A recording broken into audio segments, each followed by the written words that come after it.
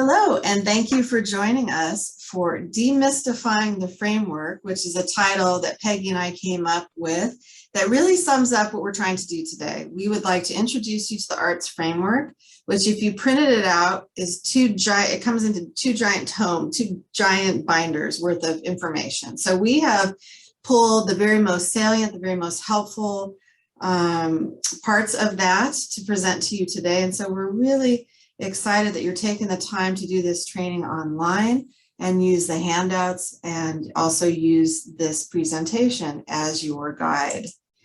And so to introduce ourselves, my name is Louisa Higgins. I'm the arts administrator for Riverside County, going into my third year. I guess I'm well into my third year of doing that.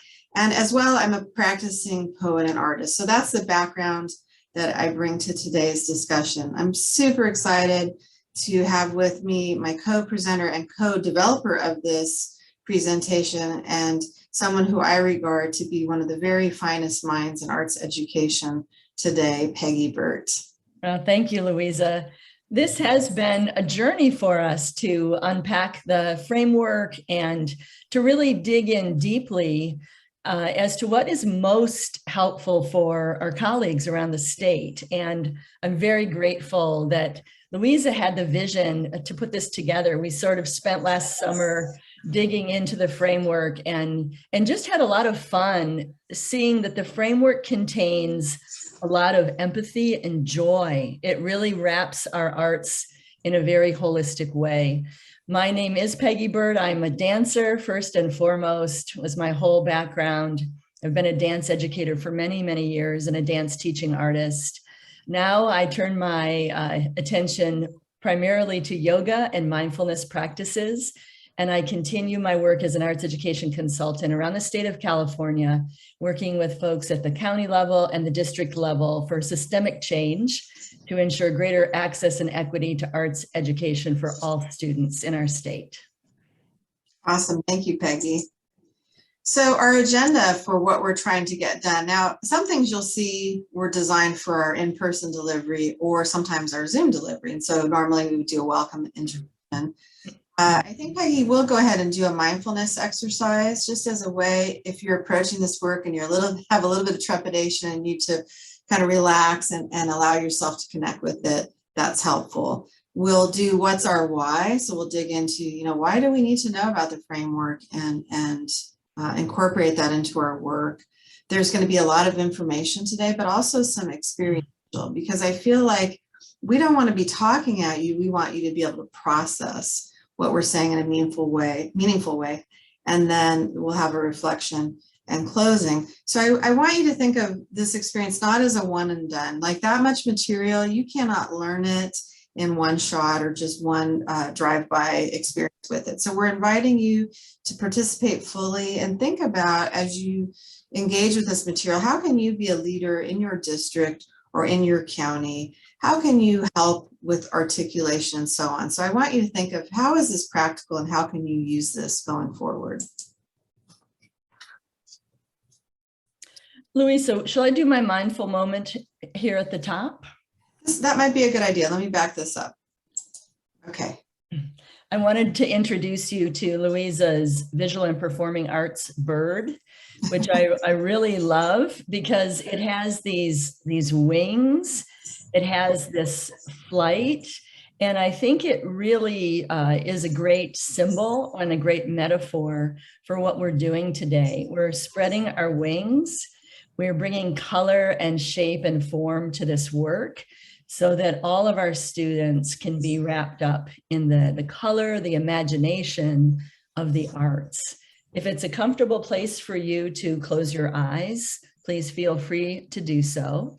If you'd rather just softly glance down to minimize your visual distractions, just taking a moment to go within.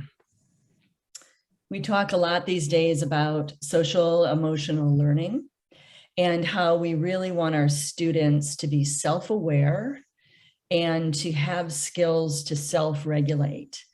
One of the primary skills that we can teach and that students can adopt is mindfulness of the breath. So when you're ready, put your feet on the earth, Maybe come forward to the edge of your chair just a little bit. Let your palms face down.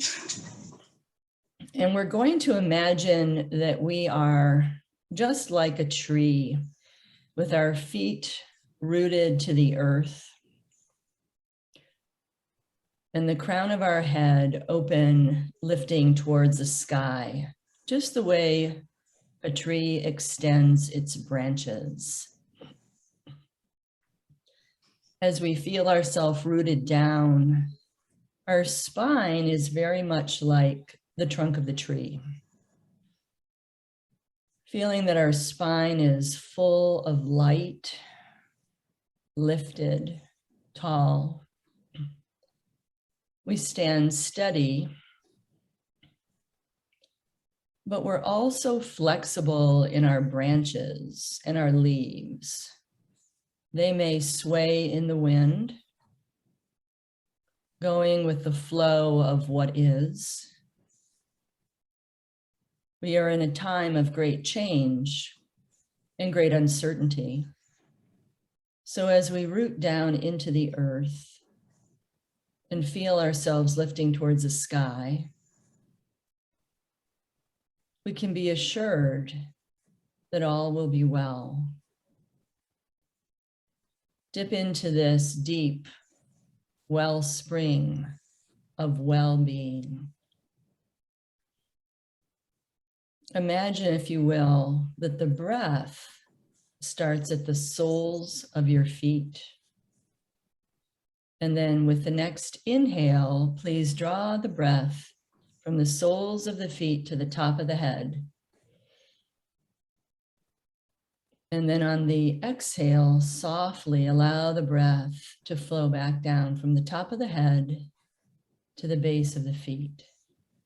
It's almost like a wave of breath sweeping from the earth to the sky, and from the sky to the earth. Allow yourself to notice any sensations that may be arising physically. What feels like it's in comfort? What feels like it's a bit discomfort? Breathe into that space. As thoughts arise, which they will, just allow them to go to the background, placing your awareness on the anchor of the breath, inhaling from toes to crown, exhaling, top of the head, soles of the feet.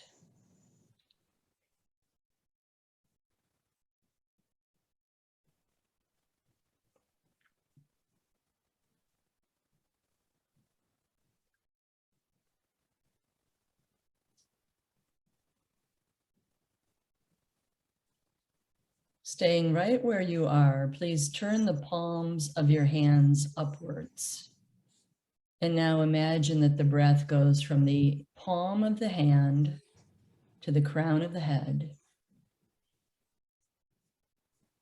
and from the crown of the head to the palms. Feeling the sense of openness, receptivity, readiness.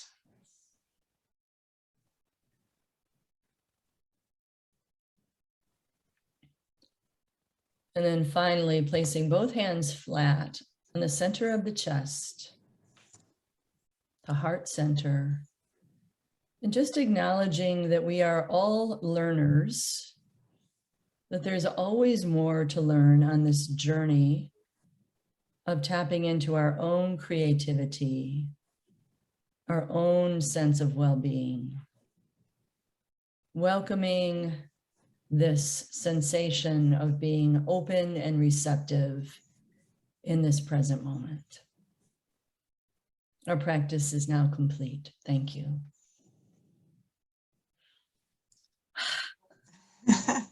Thank you to everyone if you joined us on that journey. I know, we're so good at running around and getting everything done. And sometimes we get lost in that and we become less effective because we're just so busy. So I appreciate that time, Peggy, to relax a moment and center ourselves.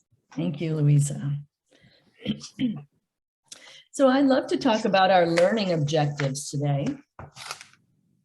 At the moment, we are not seeing your screen, Louisa, if you want to bring that up, our learning objectives.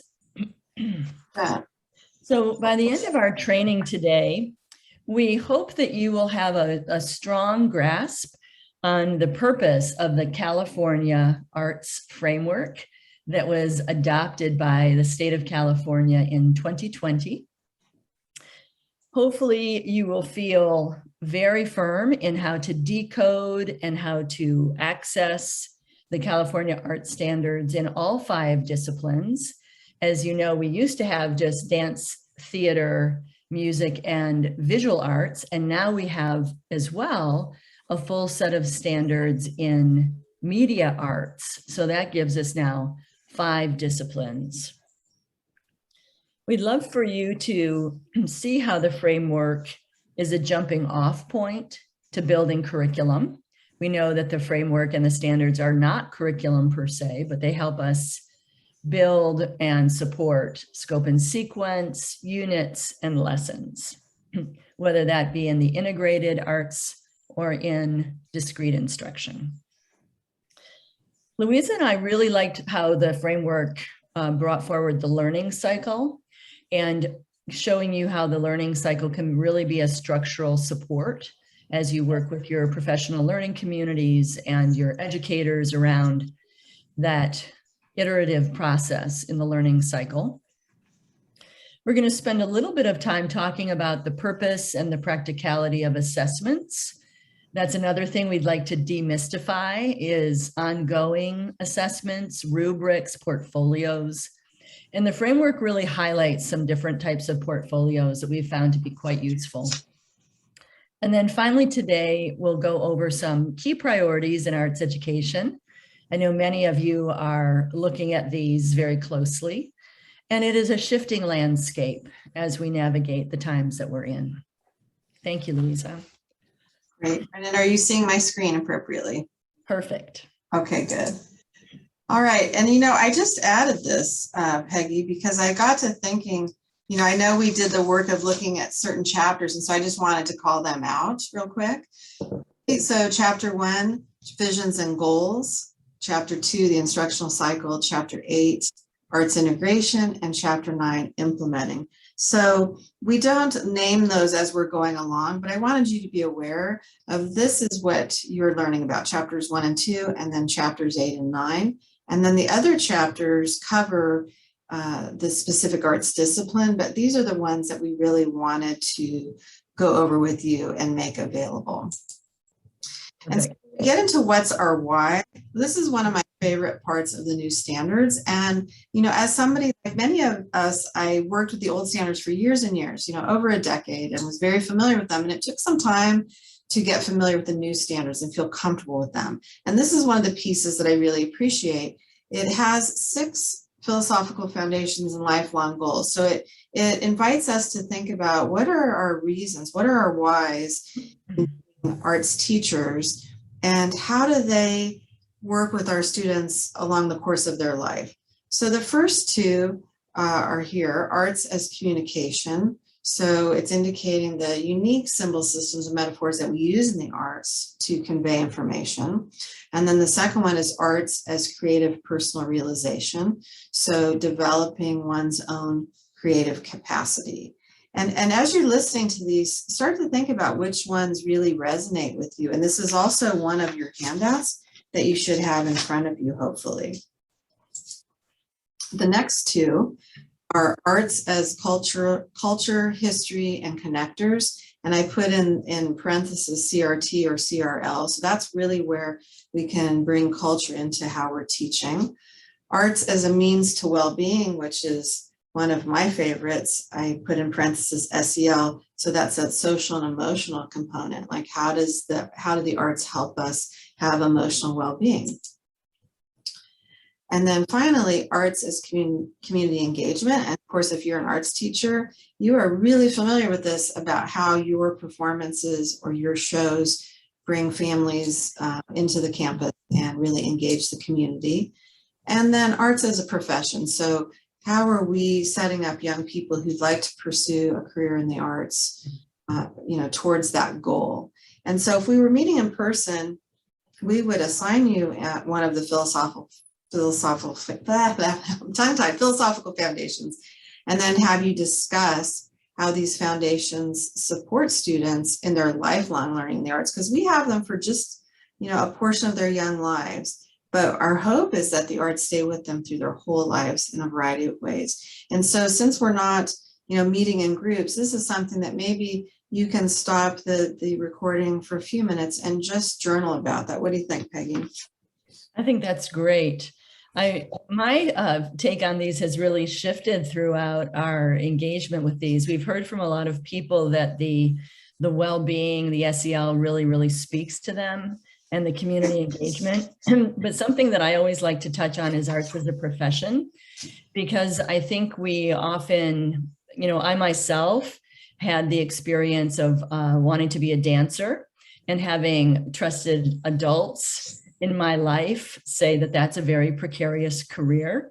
And so I always encourage people to encourage young people to pursue arts as a profession, because if you are an artist, it will grab you up by the scruff of the neck and drag you back. You don't have a choice. I know Louisa is an accomplished artist, and I have been dancing really my whole life in one way or another, teaching or choreographing or performing. And I have gained so much joy through that pursuit. So I would just say that we can change the narrative from the starving artist to the thriving artist, and for us to encourage young people who would like to pursue that path. I thank you for making that point, Peggy, because I think it's really true. I think if you're an artist in your soul, there's nothing else for you to be. And sometimes if parents are not artists, or a student comes out of nowhere, seems to come out of nowhere, it's not supported as a career choice, when in fact there are so many careers in the arts. And in fact, the Tell Me 5 Things About podcast that I have up on my webpage is professional artists talking about their story, because I wanted to access that for high school students and high school arts teachers. And all of them say, in order to be successful, I had to work really hard. I had to try and be the best. But isn't that true of any career? I don't think that's any different than trying to succeed in any way, shape, or form. So I appreciate that. I think we always want to be mindful of, even though we strongly believe arts is for everyone and not just for the talented or people who have financial resources, we definitely want to keep our eye out for those kids who are upcoming artists who will be professionals. And you mentioned the arts as well-being. That has become more prevalent, based on the pandemic.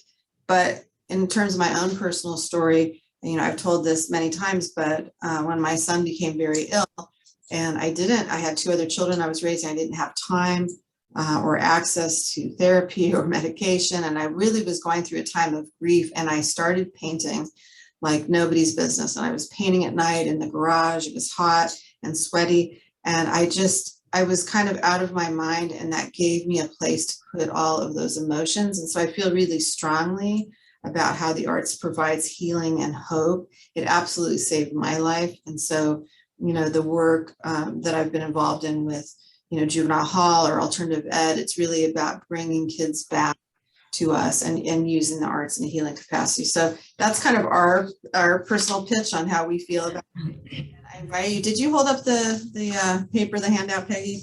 I encourage you to make this an important resource, because I think it really, if you think about it, really directs what we're doing, and all of them are meaningful to what we do. Louisa, I'm seeing a black square on our screen. Are you? If you want to pull that down lower, it might be the participants list or the chat box. I don't see anything. Okay. It's in the top right corner. Yeah, I'm not seeing that. I just have our video panel. That needs to be moved down to the bottom.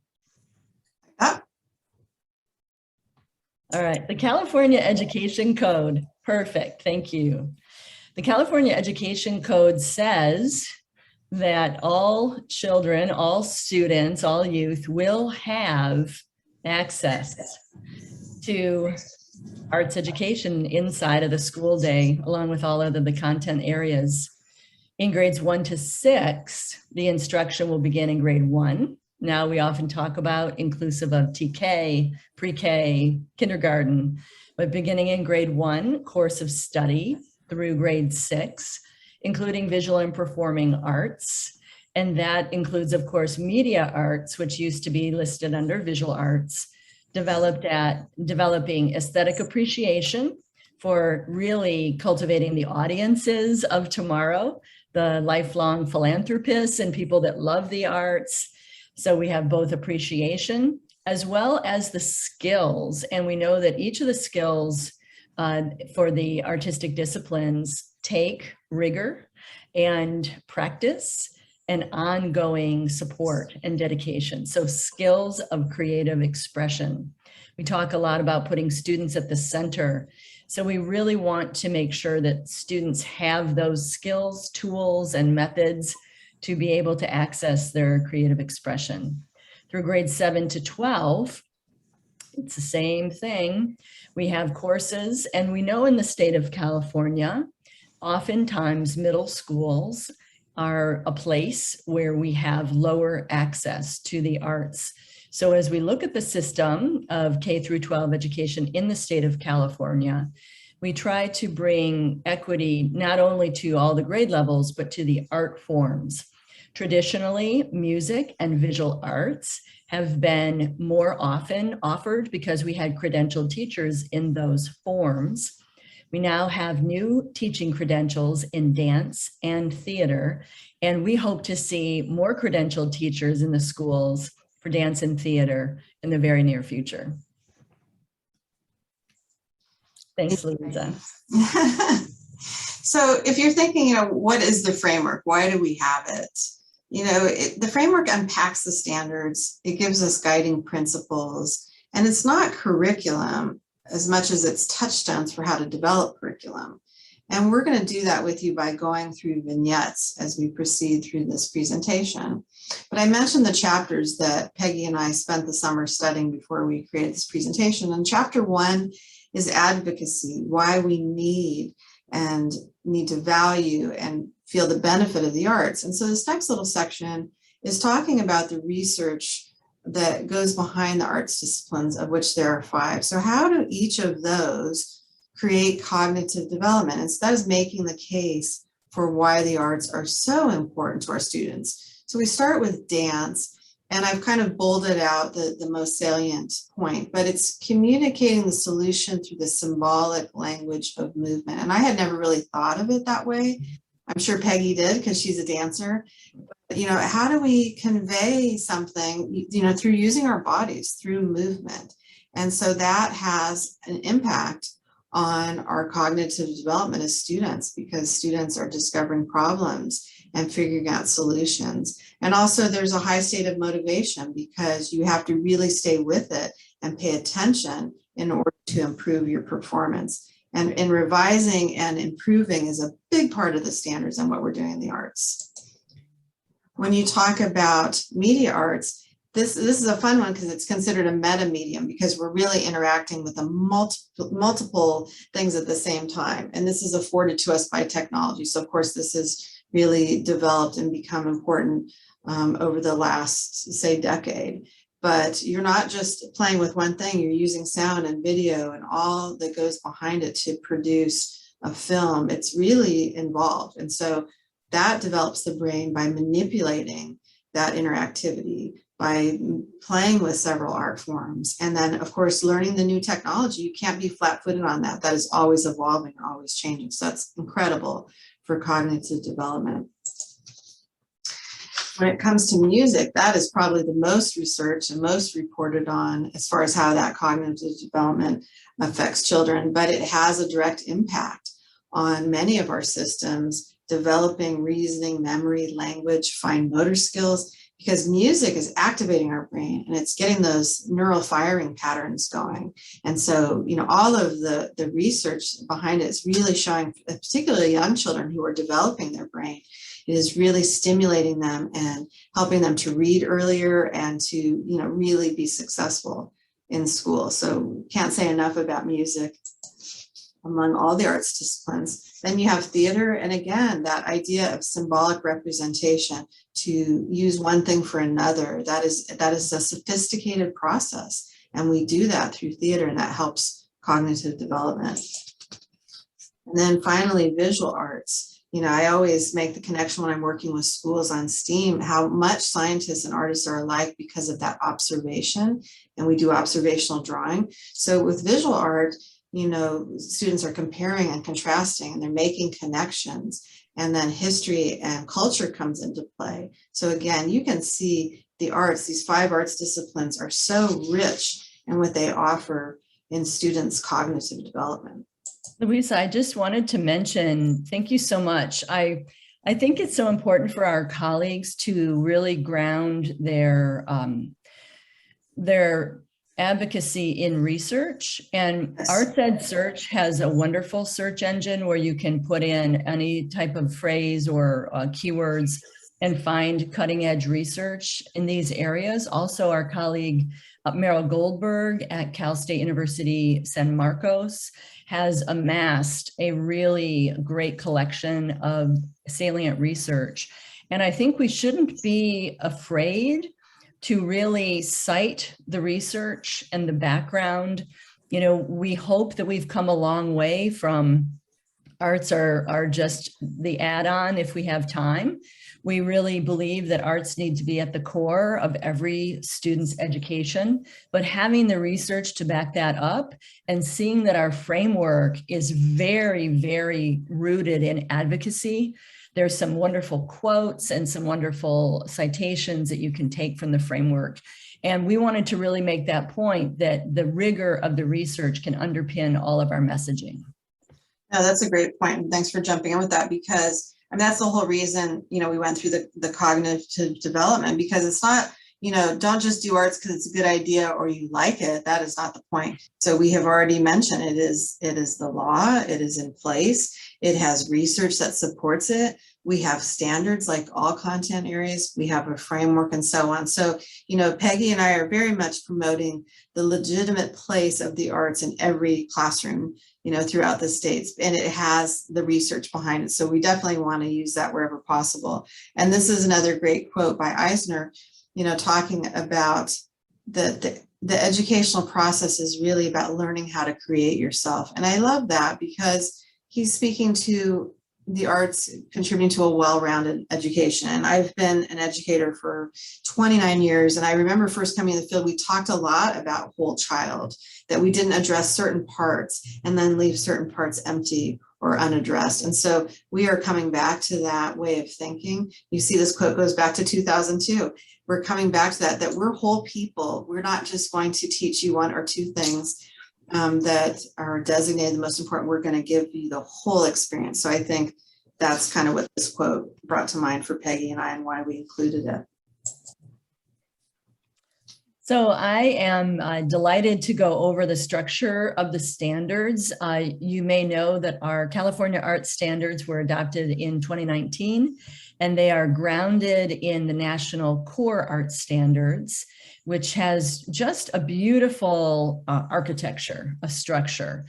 It starts out with the anchor standards, which are universal across all 5 disciplines, which really allows for integration across the arts. So you'll look at the anchor standard in dance, and then the same one applies in theater, and you can really see that parallel. The artistic processes are creating, performing, presenting, producing, responding, and connecting. Those of you that remember the old standards, we had things like aesthetic valuing and cultural connections. We have now responding and connecting that allow us to gather all of that information. So the P changes based on the art form, but creating, responding, and connecting are universal. Then we have really interesting part of the standards are the enduring understandings and essential questions that we often call EUs and EQs. And I often use these as jumping off points for developing curriculum because they really ask the question of what you want your students to take away from a given lesson. And it really creates a student inquiry model that I think is very powerful. Then we have the process components, which I think of as the action verbs, and these do differ from art form to art form. So here is a really nice chart coming out of the framework that shows all of the elements of the standards at a glance. The artistic processes, as I mentioned, creating, performing, responding, connecting, they vary. So it's presenting for visual arts, producing for media arts. And then the 11 anchor standards, they really describe the expectations. The EUs and the EQs and the process components are discipline specific. And then you will see in every discipline, we have PK to grade 8, grade level by grade level by grade level, discrete, broken down. But when we get to high school, we have 3 levels: proficient, accomplished, advanced. And we're not so concerned if a 9th grader is with an 11th grader, right? So we just go at that point based on their foundational instruction that we hope they've had, PK to 8, they can then be placed in an appropriate level when they go to high school so that they will feel well challenged and that they will feel like they're among peers. So the music standards are a little bit even more specific, but in all of our standards, we have grade level standards to grade 8, and then we have the 3 levels in high school. So the student at the center, and this really emphasizes the creativity inherent in our standards. So rather than having the students just learn something, memorize that, or imitate that, we have the students' inquiry model of creating. So for instance, in dance, rather than just learning steps and choreography, we allow the students to create their own choreography based on particular elements of dance. We would do that in all of the disciplines. Many music educators are now looking at digital composition. They're looking at different ways for students to be able to access creativity and composition within music. And that hasn't always been the case. So that's an area of continuing evolution. Students then are taking their work into a performance, a presentation, or a production. But we really see in these standards a very big emphasis on process that leads to the product rather than just to the product alone. So really emphasis on process. Through that, students learn to respond to their own work and the work of others, create it iteratively, revise it, do it again, edit it, do it again, and then finally connecting not only to their own world, but to a global perspective through cultural relevance.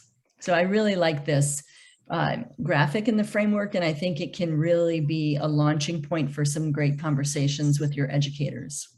Exactly. And I just want to point out that the different graphics that you see, we took directly from the framework itself. And I really appreciate the fact, and I want to point out the fact that it really takes years to learn the new standards, and it took time for me to become comfortable and be a fan of. I think, we can tend to be resistant to change because we're so comfortable with what we've been doing for years and years. And it takes many, looks at it and many learning sessions to really get it down. I think I can honestly say after 2.5 years, I finally have gotten there. And of course, having to be a trainer for it gets you there faster.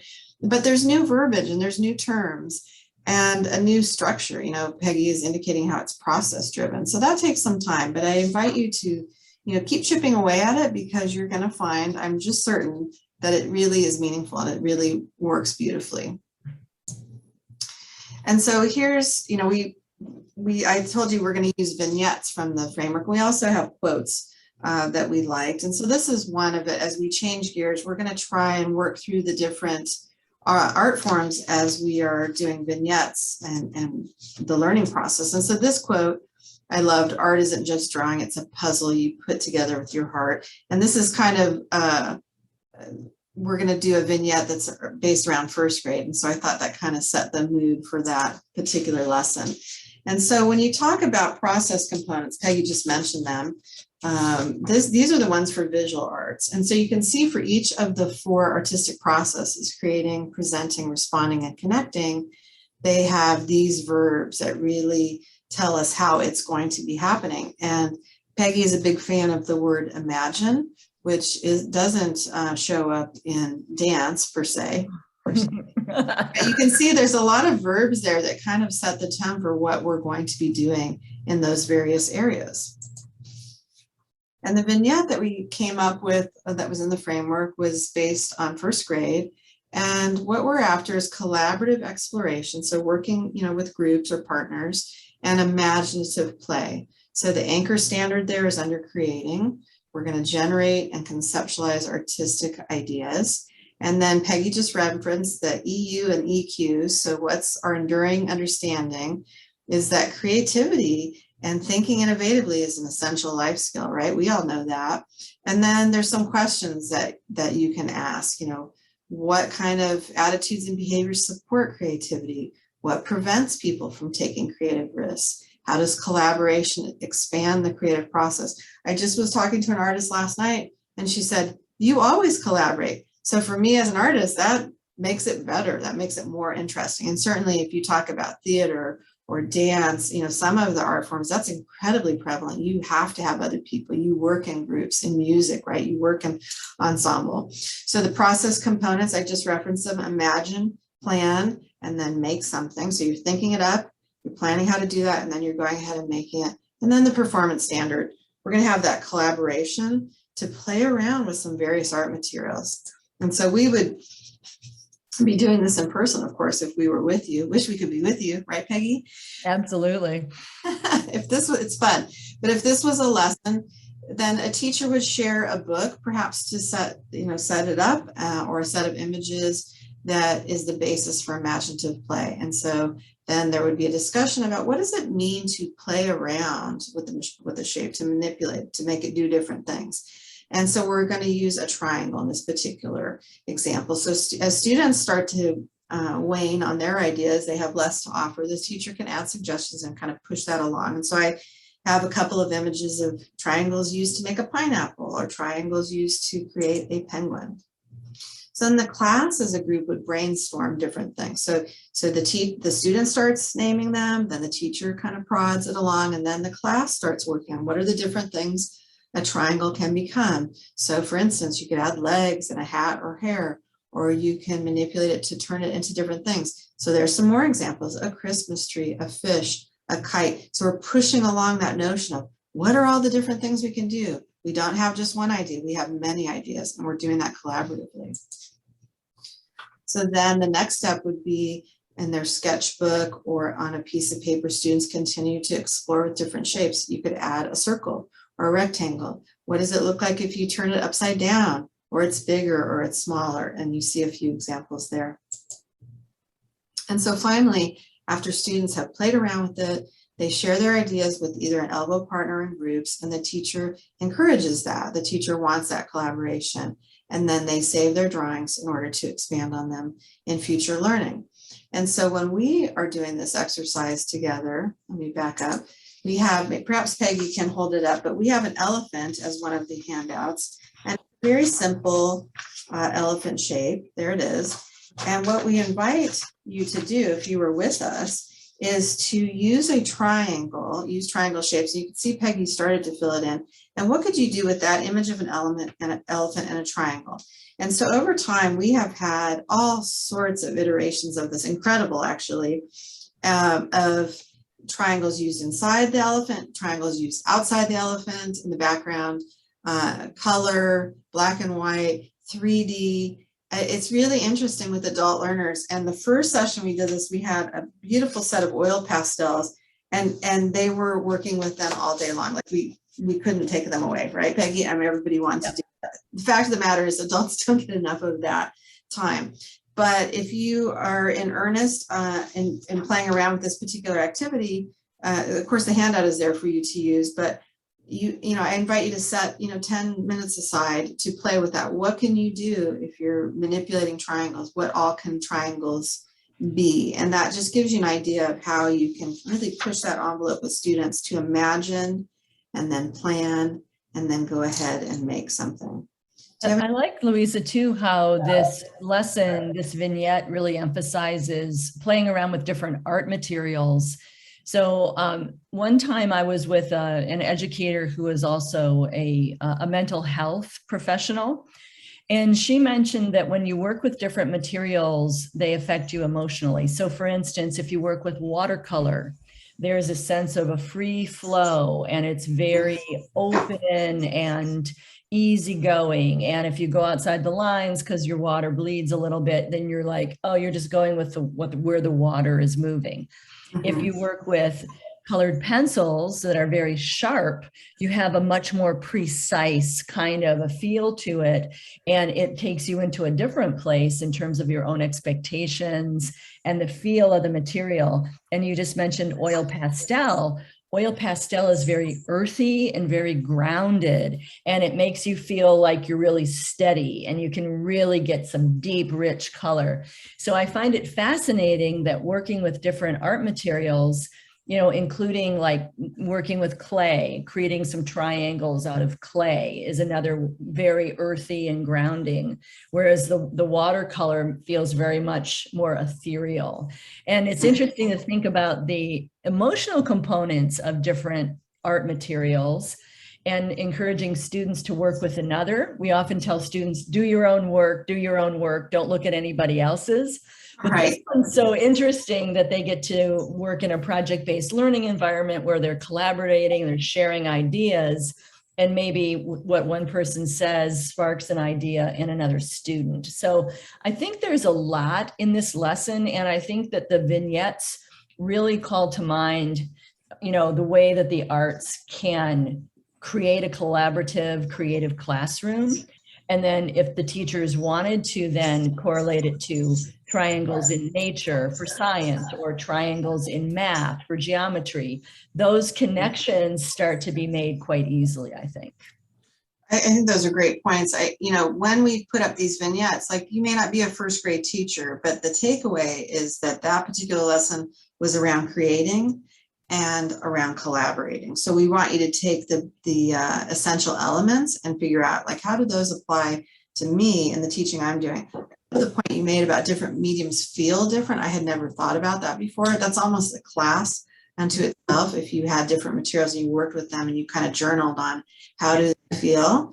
I love that, Peggy. I hadn't thought about that before. What's the emotional content of the actual materials? That's fascinating.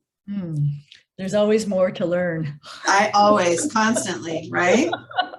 So now we're gonna switch gears from art, which is my background, to dance, which is Peggy's background. So prepare to be dazzled.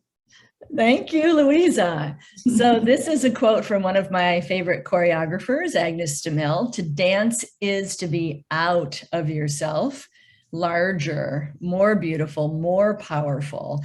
It extends our reach, it expands our heart, and it makes us feel like we have a place, we belong, and we belong to ourselves and we belong to each other. So dancing in ensemble is really a joy. This is a vignette from our framework.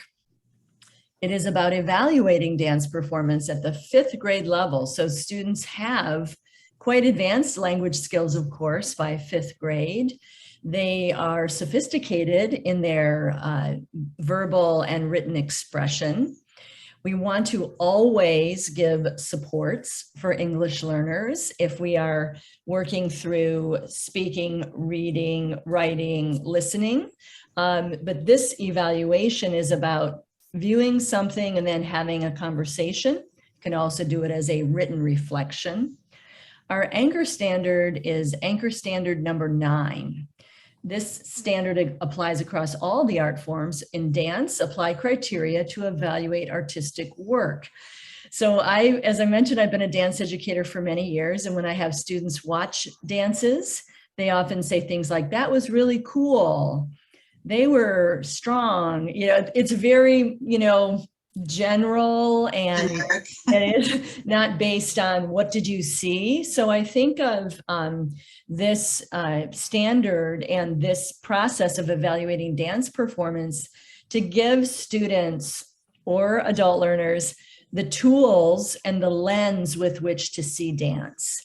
By tying it to our elements of dance, they adopt a set of criteria that are things they can watch for. And if you've ever been a docent at a museum, or if you've ever taken people through an arts experience, when people have things to look for, to respond to connect to, they feel much more part of that work. They don't feel so detached or distant. And in dance, we know that creating audience, creating people that love and appreciate dance is very important for the sustainability of our art form. So I think it's super important for us not only to feel the joy of dancing ourselves, but to know how to look at dance in a skillful way. We want the enduring understanding to be that there are criteria for evaluating dance, whether it is a particular genre, a particular style, if it comes from a particular culture. And we want students to understand that dance has always emerged from the people and the land of that particular place. Here in the United States, that's certainly the case, but all around the world, we have beautiful cultural dance forms that are highly revered in their cultures. And we want students to understand that all of those dances are really, they deserve our respect and our admiration, because they take discipline and heart to create. So our essential question is, what criteria can we use to evaluate dance? And this process component is critique. And we're looking at what are the characteristics of a dance that make it meaningful, that tell a story, that touch our heart, that mean something to us. And then we go back to using basic dance terminology or the elements of dance. So here we are, we're looking at the process components in dance. You saw the visual arts components that Louisa shared. So under creating, sadly, I don't get imagine, but I do get explore, and I get plan and revise. So if I was supporting students in this, I would say first, you're going to explore. Take a look before you create something, explore. Oftentimes we do movement phrases. I think of them like pencil sketches for an artist. We just try things out and we see how they feel, and we work through an exploration process. In performing, I love these process components: express and embody. And of course, the word there is present, but I think of it as be present. Because when you are a dancer, you are fully present through your expression and your embodiment. We have then the responding and connecting, which are the components of this lesson. We analyze it, interpret and critique it in order to synthesize and understand the meaning. So in this vignette, the teacher would initiate a discussion of how dance in everyday life comes from the culture, the land, the people, and the time period in which it originated. We revere historical dance in all of our cultural societies. We don't use dance and throw it away. We always look at the historical context from which the dance evolved.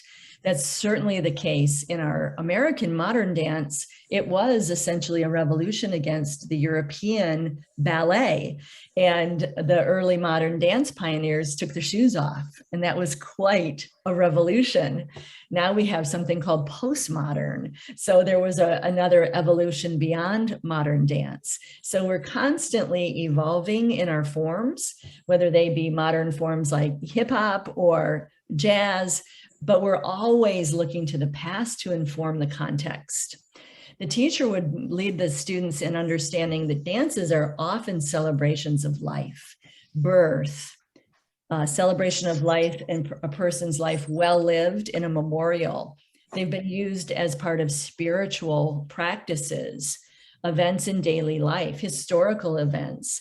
We today dance when people get married. That's one of our times where we often get to dance on the dance floor.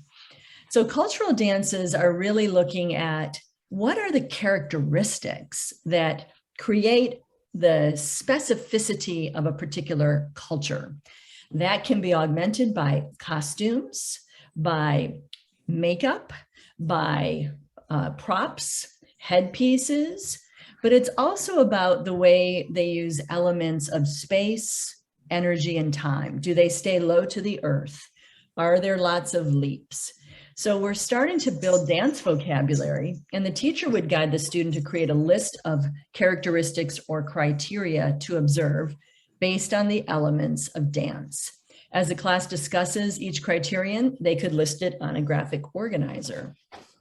I am a big fan of graphic organizers because there are a lot of elements of dance. I often teach them as space, energy, and time as the three basic elements as outlined in our standards. And I'll say space, energy, time as S-E-T, get ready, get set, dance. And it's easy to remember that way. So when we look at some of these elements, we say, what formations are the dancers making? Are they standing next to each other? Are they in a line? Many of you have probably been to dance recitals where the students are lined up in rows and they're in unison, and that is a particular formation. But that's not the only formation that dancers use. Sometimes we're in a circle or we're facing each other, lots of different ways. A message or a story can be conveyed by physical proximity. If the dancers are close, they're in relationship. If they're far away, they may be in anger, they may have issues. So we can, just as we have in daily life, if we lean in close to person, we are intimate with that person. If we're far away, we may be trying to create some distance. So that's an interesting thing to look at, is physical proximity under the element of space. For gestures, what gestures do the dancers make? Are they using their hands in a particular way? Do they appear symbolic? Louisa's been talking about in dance and theater, we're using symbols to suggest one thing for another. So that comes under this category. Locomotor movement is a movement that travels from one place to another. Do they use patterns? Are they working in a zigzag or particular lines, pathways? Is it fast? Is it slow? What are the facial expressions like? So all of these are clues. All of these are ways for students to really lean into the dance and watch for how the dancers are relating to each other, how they're relating to music, how they're relating to the space. So we've selected a video based on the style of Katherine Dunham, who is a very well respected and highly renowned teacher here in the US, bringing in all of the rhythms and the movement from Haiti. Giving the students a graphic organizer helps them record their observations in real time. And then you can have the students compare their observations with an elbow partner. And then the teacher could show the video multiple times, just the way we do close reading with a text, where the first time you're just sort of getting the gist of it, and then you start to do a closer reading, looking for particular things. You could do the same thing with a dance clip. I have two dance clips that we're going to be looking at. One is more like a student-teacher classroom situation, and the other one's fully produced on stage. So here's an example of a graphic organizer, and you have a handout that has this listed as well. Under the element of space, looking for levels, high, medium, low, size, big, small. I mentioned some of the relationships, pathways, locomotor. Under energy, this is the dance relaxing or is it energetic? Are they using their weight, force of movement? And then under time, it generally relates to the music, but you'll also see dances where the music is fast and the dance is slow, or the dance is fast and the music's slow. So choreographers play with timing in that way as well. Great, I think we're set. Okay.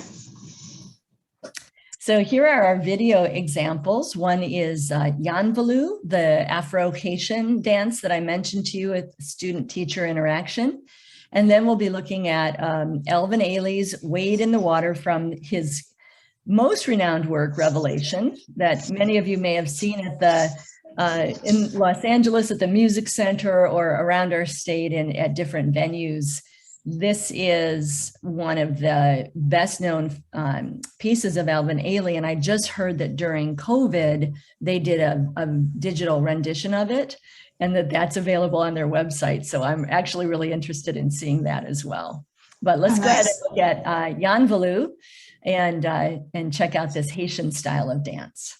Okay, and let me know if the sound is coming through. Oops, that went the wrong way. Let's see.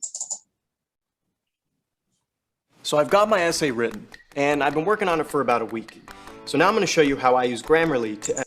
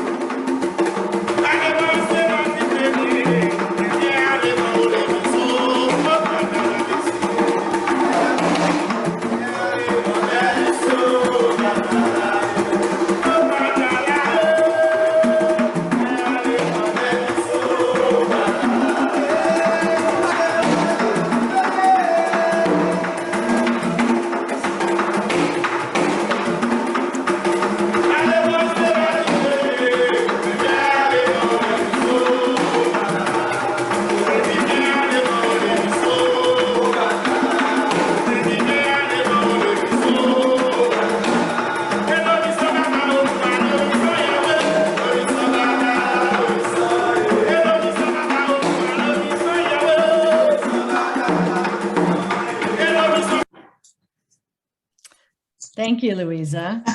So I sure love that video. I love that clip. And every time I see it, I see something else in it. And today what I saw is one of the most strong characteristics of this dance style is the suppleness of the spine. So I know you all have been sitting still for a moment. So I'm going to ask you to find the suppleness of your own spine.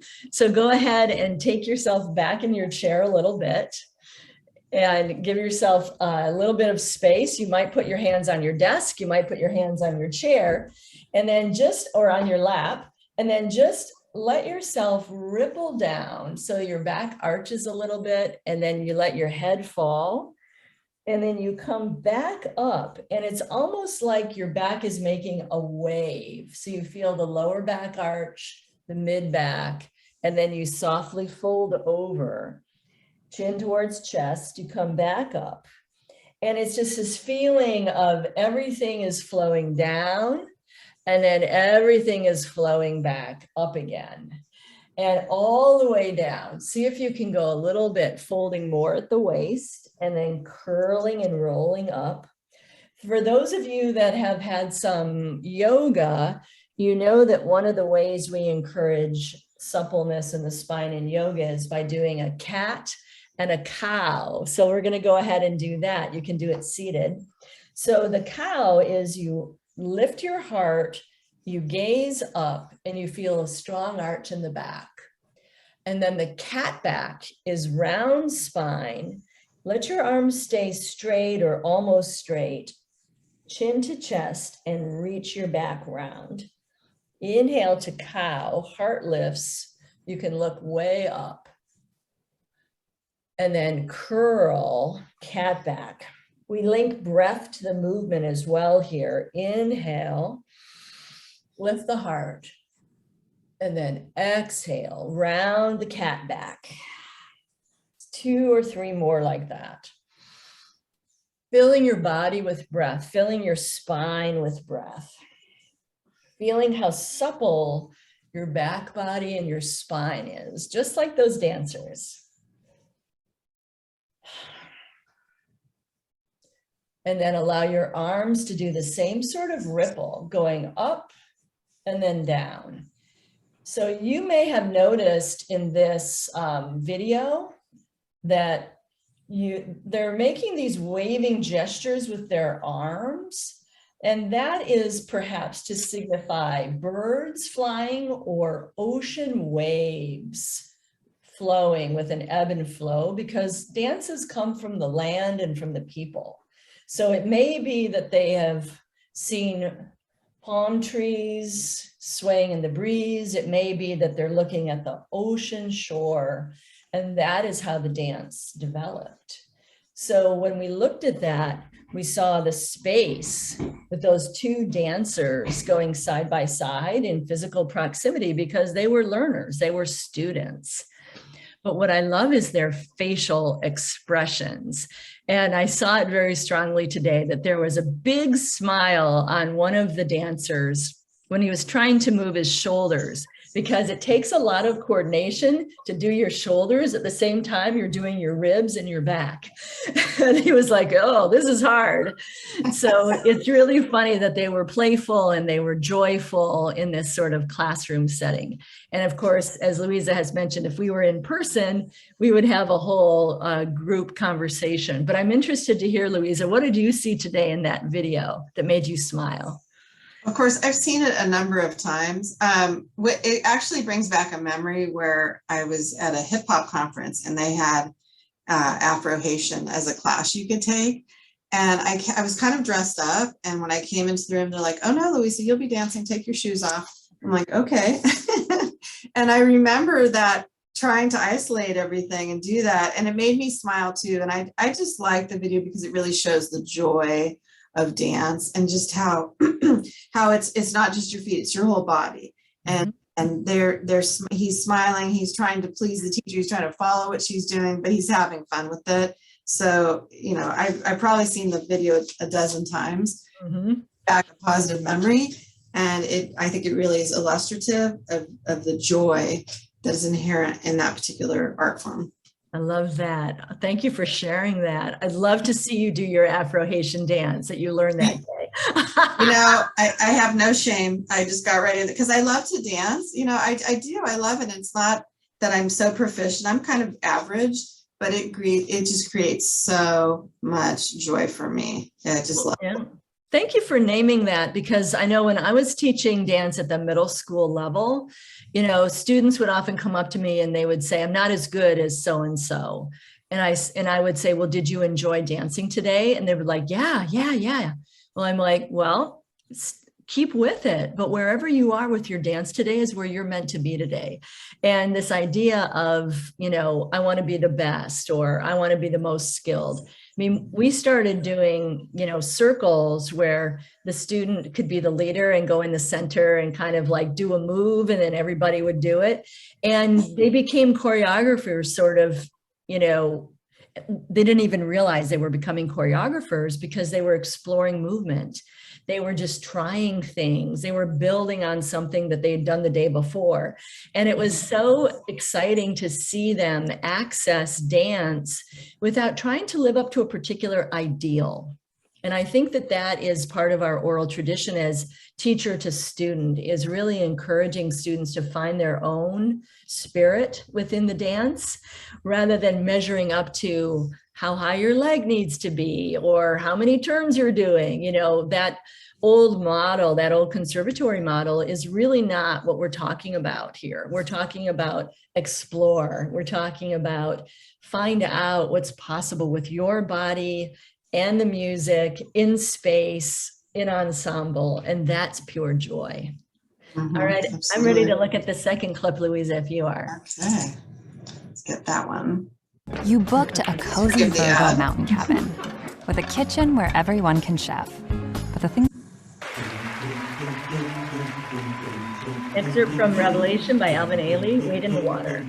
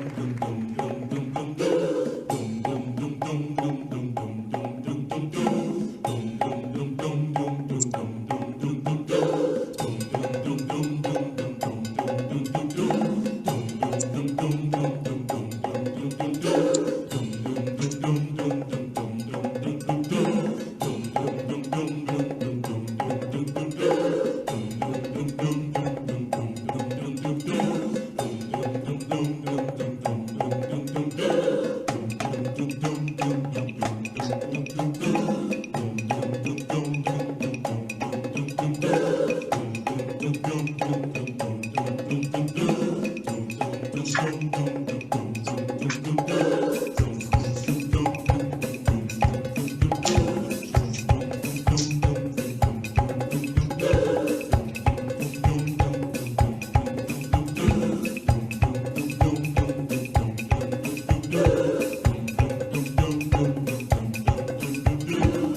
lit the candle by the waterside. See the little children when they truly baptized. Under the dying lamb.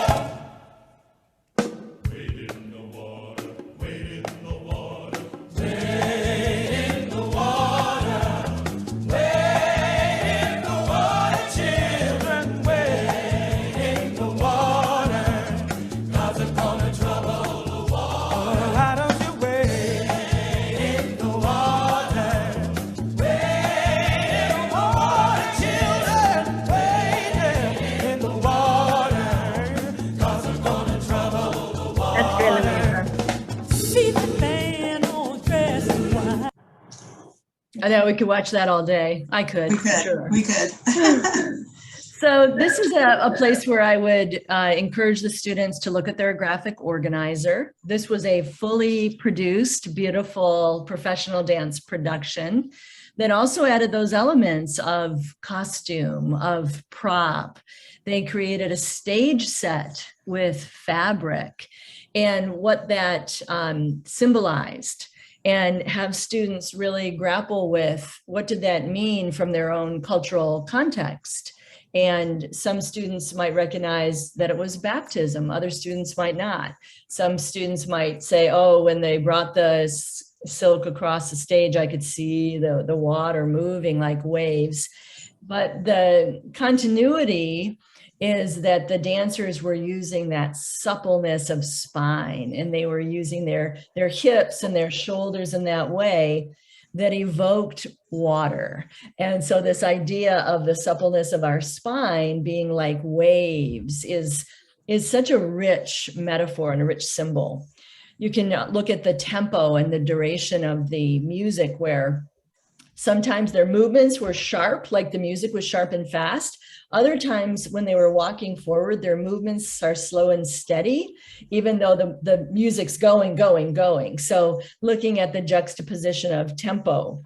And then looking at the quality of the movement and how that you saw the solo dancer with the umbrella, the way she commanded the stage. She was just so proud and regal in the way she carried herself. And I think it's just interesting to look at some of the power dynamics too, when there's dancers on a lower level and dancers on a higher level. Noticing levels, yeah. Yeah, your attention really goes to that dancer on the higher level. Go ahead, Louise. I'd love to hear some of the I was making some notes. Yeah, I noticed, they're just incredible use of levels. I noticed isolation. I was very captivated by one of the dancers who was using just her one arm, her left arm, right? So then you're drawn to that. The symbology of water, like you said, but I saw someone drinking water, using the sheet, like you're submerged, using the sheet as water. And then also how the tempo of the music versus the dance didn't necessarily line up. And what does that dissonance do in focusing attention? So it's you could watch that piece many times and pull so much out of it and have such a rich discussion with students using an organizer and making note of things. I love that. And I think it really starts to empower students, because when they start to create, when they start to choreograph, they're not necessarily mimicking the exact movement, but they're thinking about, I want to use 3 levels. I want to try isolations. I'd like to see what my back can do at a low level. So it gives them the ingredients to become chefs. I think sometimes when we teach dances with steps, we're creating cooks, right? You can follow a recipe and you can have a pretty good dish. But when we give ingredients to students and say, make your own version, find your own deliciousness in this, then they're empowered to create their own from these elements and from what they've observed and make it their own. And then they become chefs of the art form and can really take it to that next level. I love that. That's a great analogy. A cook versus a chef, and accessing the ingredients and being able to play with those, then you're back to creating, and it's your own invention. Louisa, should I go ahead and complete our dance section before we take a little break? I think we should, and then maybe take a 5-minute break where we That's perfect. That's perfect. Okay. So the next thing I wanted to talk about was the little bit of assessment piece, right? Well, yeah, the rubric, because I will move into assessment in the arts after this section. So I just want to show the rubric. So yeah, we created in the handouts, we created a sample rubric for student creation and performance of dance. It looks just like this, and you have it in your handouts for the session. But what it does is it takes the criteria that we've been talking about. For instance, locomotor movement. If you think about the Alvin Ailey piece, one of the most powerful moments is when they're coming straight down stage. They're just walking right to the audience, right? It's a very powerful statement of power and respect for tradition and all of that. And so when students are creating, you can set up a criteria that you might say at the high end of the rubric, using maybe a 4-point scale, the students would use a variety of locomotor patterns. Maybe a 3-point would be students use some locomotor patterns, 2 would be only a few, and 1 point, students struggle with how to do their locomotor patterns. They're kind of staying in one place, and you're trying to encourage them to use space by traveling in different direction.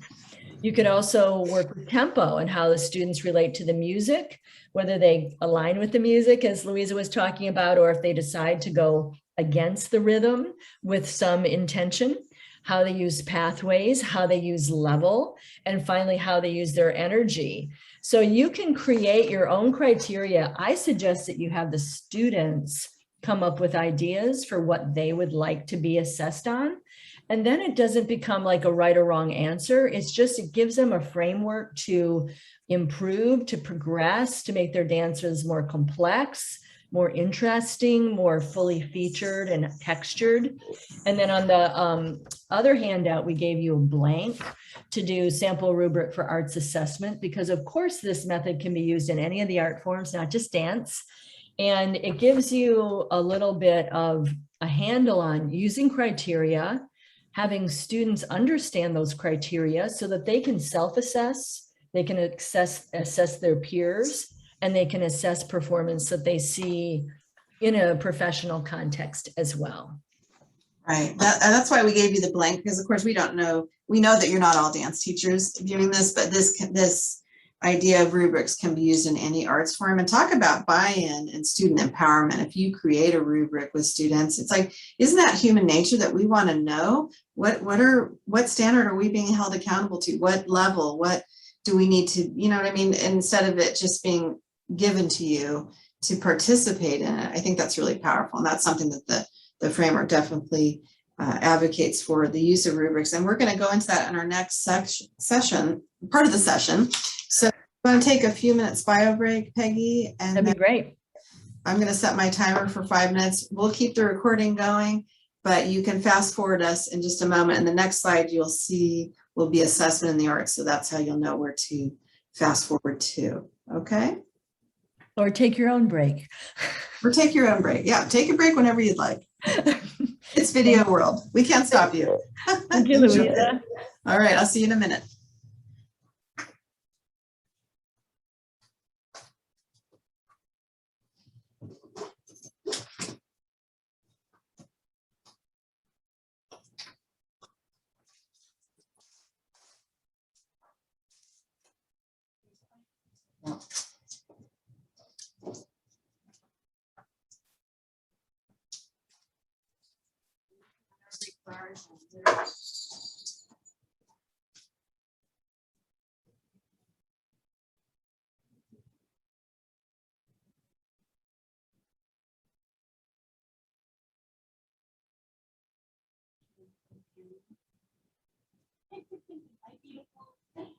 You get 2 thumbs up. You get 2 thumbs up and both pinky toes. You're doing great. I love it. Okay, I sort of kind of took attendance. And you said a group of them had to balance it or what?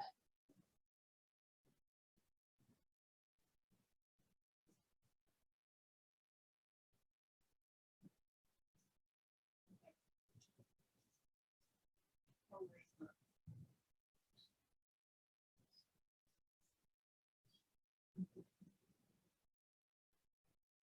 Elaine or Blaine?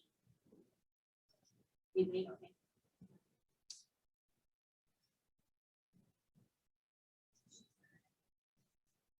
Okay, got it. Okay, I know exactly who you are in that group. Okay. Sure.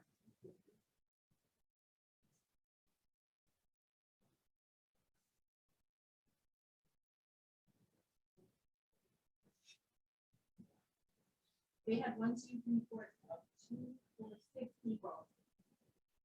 Yeah, Elaine, let's go. Got it. Okay, wonderful. So they were there. Okay.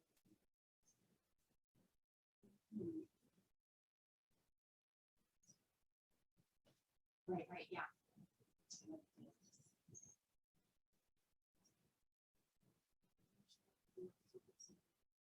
So you can see when I'm workable. It looks like a mermaid channel, but I'm not. Oh, these don't look like jammies.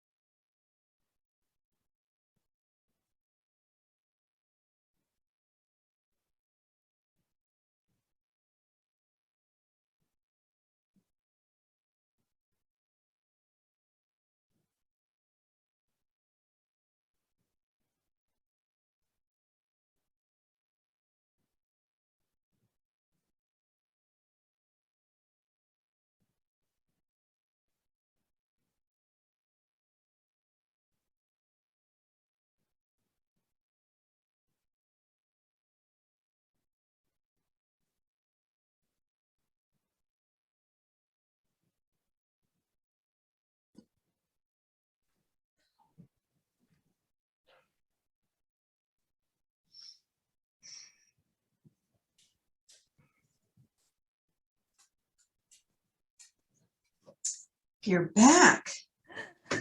Hi, everybody. We're both back and ready to dig in again. Ready? We're just about halfway through. Just looking at our slide. Yeah, we're about halfway through.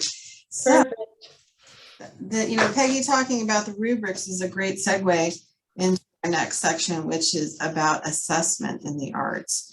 So assessment is really about data for the purpose of evaluating how students are doing. So that can involve things that I have bolded there: describing, collecting, recording, scoring, and interpreting information about performance. And it references, if you're wondering what the NCCAS, that's the National Coalition for Core Art Standards. So what they are saying is that a complete assessment includes a variety of formats, not just one. And so, we have so many terms in education, so many acronyms. And one thing I try to avoid doing is assuming people have all of that background knowledge, and maybe there's holes in it, or maybe there's things that you just haven't had enough time to dig into or know about. So I just want to go over formative, summative, and authentic assessments, what those mean. And so they need to be, formative and summative need to be included in order for the assessment to be meaningful, or the learning meaningful and effective. And assessment is most effective when you do it regularly, and it's giving you a comprehensive view. It's meant to be something that promotes learning rather than a judgment. It shows learners what they're good at, as well as where they can grow. And it gives information on how to redirect and plan for the future. So it's really kind of a living, breathing thing that's ongoing and rich. So formative assessment is at the front end. So we're forming. And it's really about feedback rather than a grade. And so examples of that can be a written summary of a lecture or a lesson, conferencing, using a graphic organizer like we just did, Peggy, or a quiz. So that's formative assessment. And then summative assessment it happens several times a year, and usually are towards the end of something. So end of term, end of unit, benchmark assessments, and state exams. And then one thing that the framework really pushes forward as an idea is the use of portfolios. And of course, things are a lot different from when I started teaching about 30 years ago. And I remember being in high school and being a visual arts student and having an AP portfolio. And it was this giant black portfolio where all my pieces of paper and paintings were there, right? That's old school. And there's nothing wrong, of course, with having all of that collected. But now in the digital age, we can upload images, videos of performances, and if it's musical, theater, dance. We didn't have that capability before, and now we do. And that can follow a student throughout the course of study. And certainly we would promote the idea that in high school, those records should be carefully kept. Wouldn't you say, Peggy, like that, at the very minimum, tracking through the high school years? And in the framework, they give a number of different examples. It could be project portfolio, focus on a particular project, a growth portfolio showing growth for learning targets over time, achievement at a given time, or competence portfolio. So it could look a lot of different ways. I think there's another one called a celebration portfolio. So those are just different versions of the same concept, which is tracking work over time and keeping that document. And like I said, we're in a place in time where that can really be done successfully and well. Louisa, I just wanted to mention, thank you Thanks. for bringing up that the idea of having the information carefully preserved, especially, we always think of portfolios as art, portfolios, but having dancers or actors or choreographers or directors have a portfolio of their work as well in video. And a lot of our students, we've already said that we want arts for all students, not just for students that are noted as being talented or gifted or whatever. But we do have increasing numbers of arts magnet schools. We have increasing numbers of arts high schools. And so to create portfolios for students when they're in elementary or middle school, to really be able to show the progression of their work over time, whether they go on to major in the arts in college or whether they're doing it for their own whole well-rounded experience. I think having that portfolio can really add rigor to seeing that there's progress over time, because we're always trying to say sequential, standards-based arts education. People get more skillful, they get more creative, they get more expansive in their arts learning. And we'd love to be able to show the progress over time so that educators, administrators, parents, and students can see that you can have a full arts education within our public school system. And that is one of my great hopes, is that students within the school day can get the arts to really lead to proficiency for those that wish, and for all students to have that rigor so that they can feel what the arts do in their lives. Well, and additionally, I think to really embrace that concept that we can have a video or a media arts based portfolio going forward. If you think about things like Facebook and Instagram, those have become the timeline of our life. Like, we go back and look at things and it reminds us of things from a year ago, 2 years ago, 3 years ago. And in fact, a couple of years ago, I guess it's been a year now, when I came off of social media for my own reasons, I went in and I pulled and downloaded all those pictures because I didn't want to lose the pictures, right? That's how we document. So it makes sense that we would document student progress over time. And video is such a great way to capture dance, theater, media arts projects that happen. We can use tech resources to capture images of work. And we even had a session where somebody was talking about costume design. Design to capture. So, I invite all of the arts areas because, there's a lot of discussion about how it's not just the person on stage, it's all of what happens around you. If you're in lighting, if you're in sound, capture those examples because students are always growing and becoming more proficient and more sophisticated. And so the example that we have for you here is just visual art portfolio examples.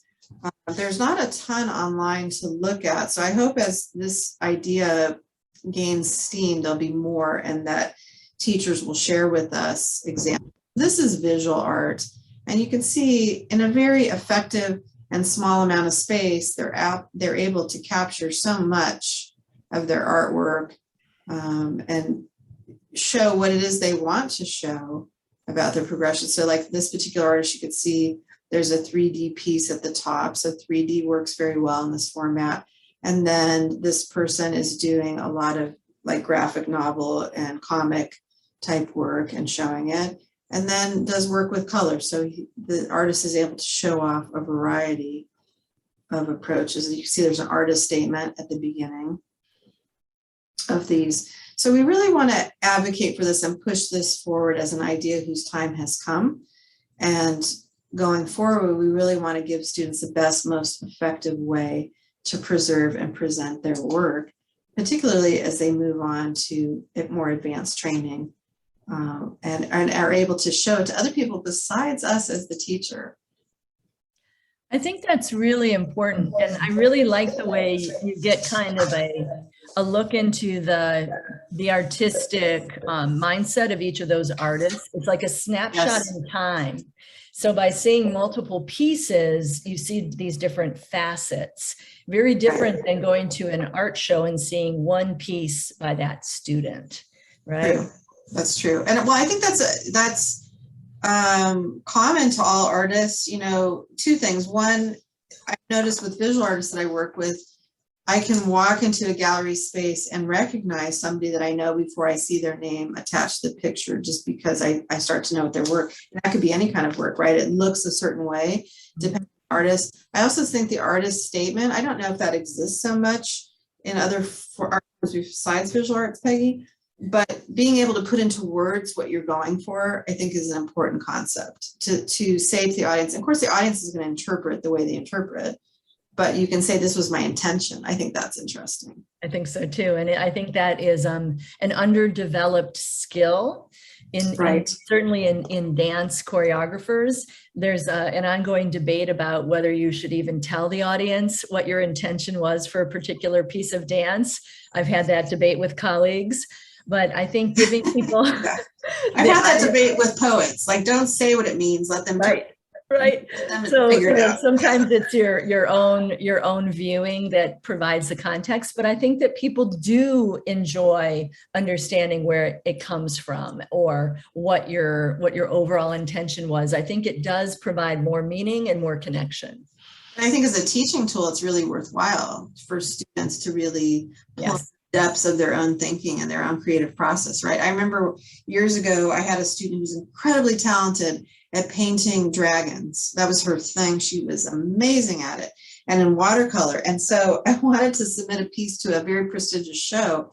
And I said to her, you need to have an artist statement. And her artist statement was something like, I like dragons, they're pretty. And I'm like, nope, that's not, nope. That is not why you do it. There's more. Let's dig deeper. There's more to the story. Like, why did that motif become so important to you? Come on, really tell me. And so, painstakingly, we were able to put that together. But I think it's allowing people to know you about it. But as a teaching tool, I care about like self-knowledge. Yeah. What's bringing that up and how are you pursuing that? So anyway. Well, you're right back to SEL, self-awareness.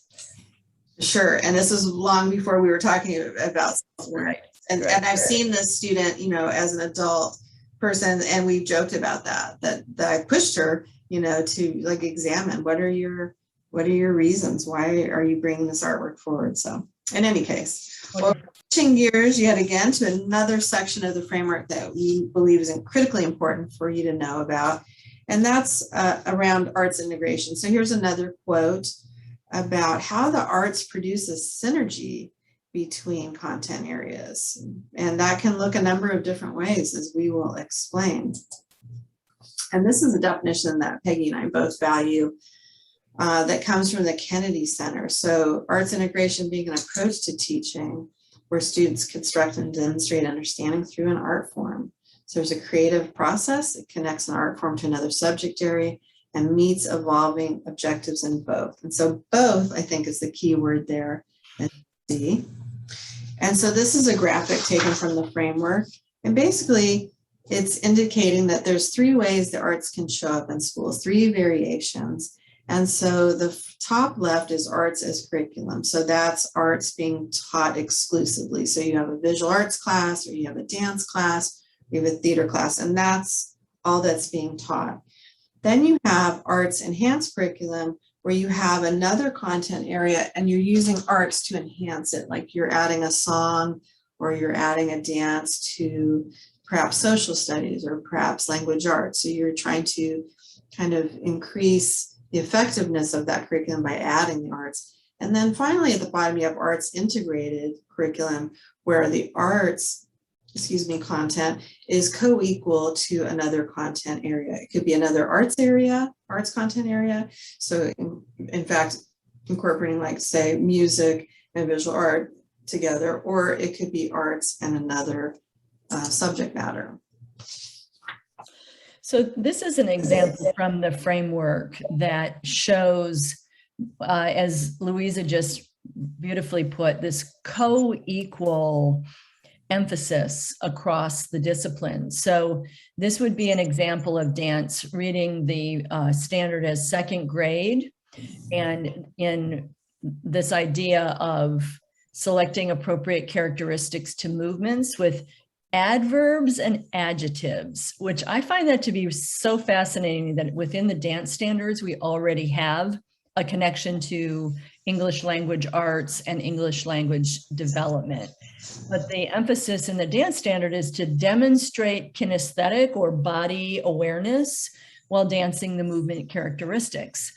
And then look at the context they set it into science, where water is found on the earth, and that it could be solid or liquid. I love this standard. It's a 2nd grade, next generation science standards. And so the dance becomes ice, clouds, water. I mean, I hope you can see it. It's absolutely a beautiful co-equal. And then the students would literally embody when water becomes vapor, and they would feel that in their bodies. And so they would be able to understand that much more in terms of a scientific context Well, I was just going to jump in there and say, because I taught some years of second grade and they are concrete thinkers developmentally. So how magical to be able, I shouldn't say magical, how amazing, how incredible to make their bodies, be the learning. It takes a concept that's just in a book and on the page and makes it real for students in just an incredibly effective way. So. I love that. I love that. Thank you. From your own experience, and developmentally at that age, they're sponges and they want to try things out and they want to absorb things. But I've been doing a lot of study since COVID of English language development and the arts. And what's interesting to me about this is that ELD used to be the domain of designated ELD time. Sometimes students were even pulled out and given intensive ELD. And now, since the ELD roadmap and the ELD standards, really every educator in the state of California is being held accountable for English language development in their classrooms and creating universal design so that English learners have the structural support they need to be successful, whether that's dance, science, math, whatever it may be. So it's interesting that we have the similar thing with arts. Sometimes it's integrated and sometimes it's designated. And English language arts, we know, is integrated throughout everything we do. And this idea of asking and answering questions and using information gained from illustrations as context or a jumping off point, it allows English learners, maybe they're looking at illustrations of how water vapor becomes clouds, and then they can do a dance about it, and then they can write about it. And it might be a scaffold that was really, really important to have another way in to that learning, especially for English learners. So I love this lesson, and I think that it's just a really great example of how our framework says, when we talk about integration, we're talking about all of this and being very effective in our instructional time and hitting on a lot of different cylinders.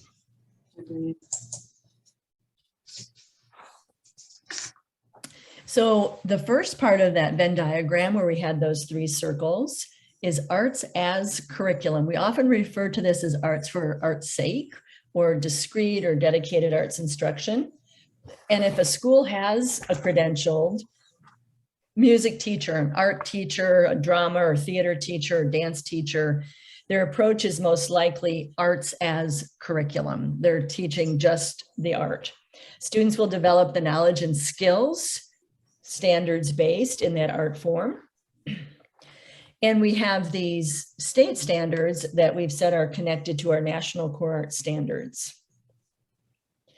They will also learn how that art form changed over time. We've been talking today a lot about historical context and do not only the creating and presenting, but also the connecting and responding.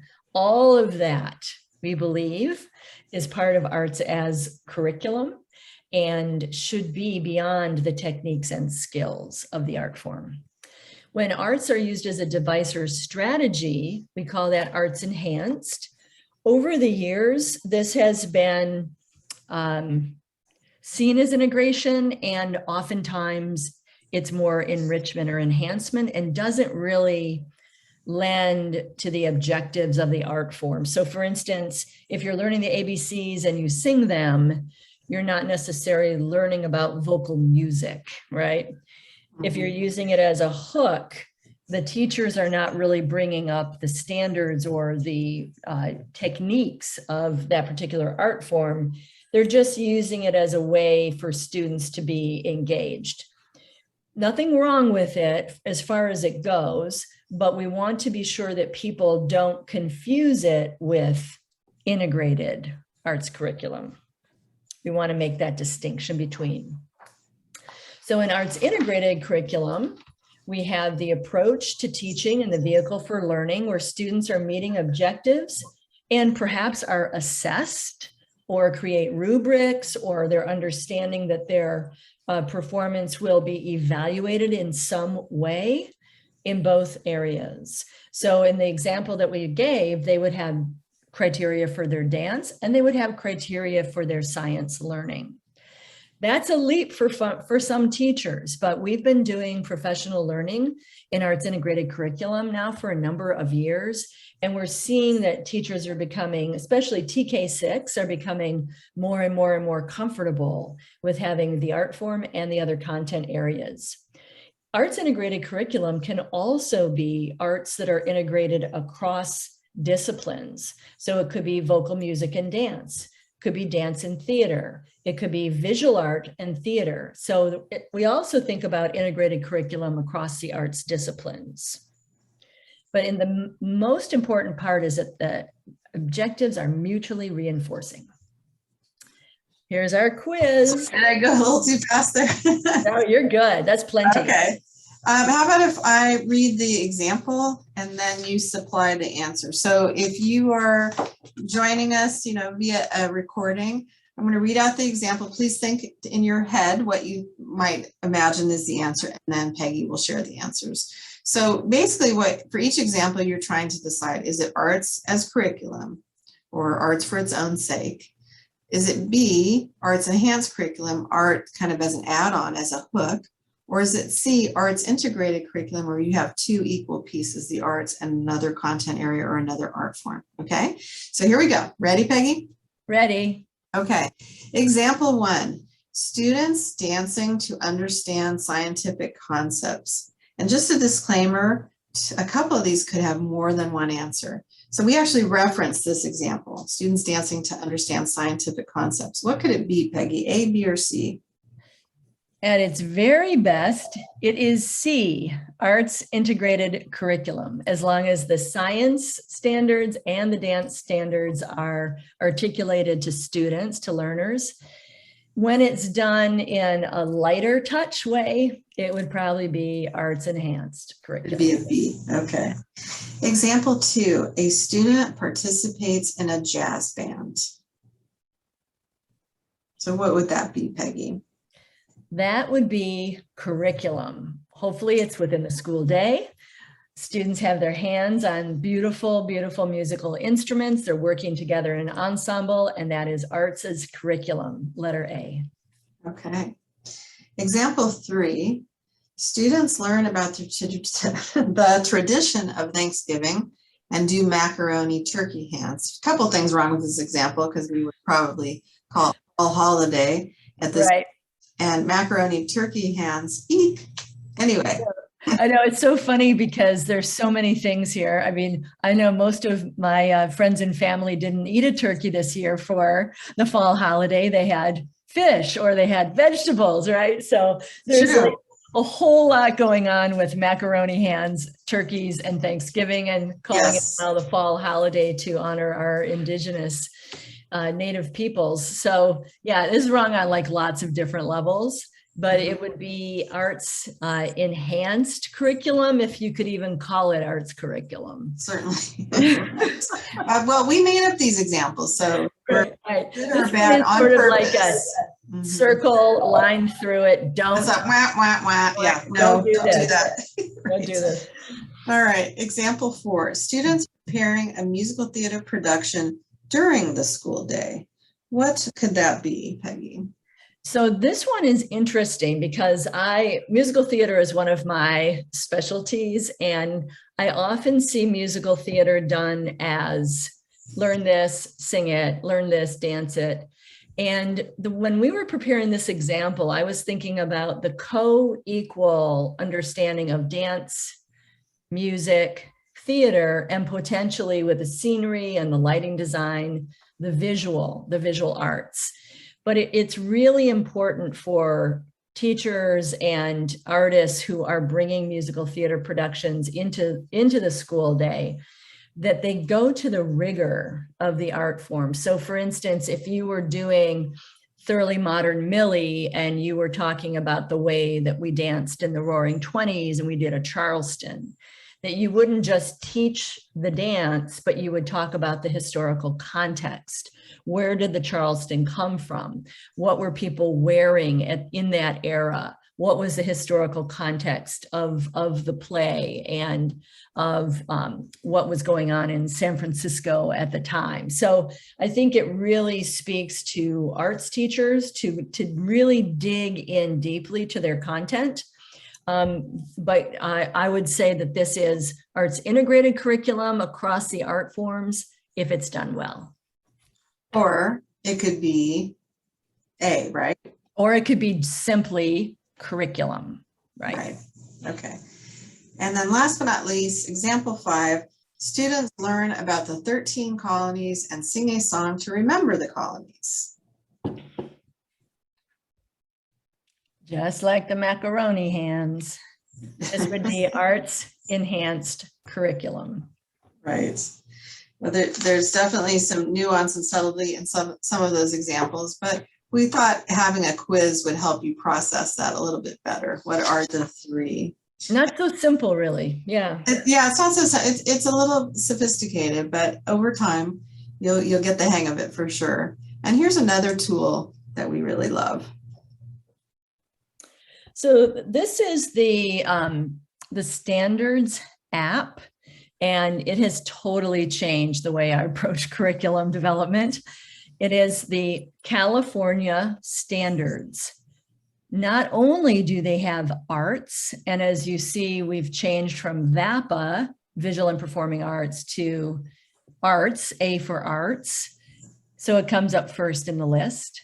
But this app is available through the App Store. It's a free download, or Google Play if you have an Android.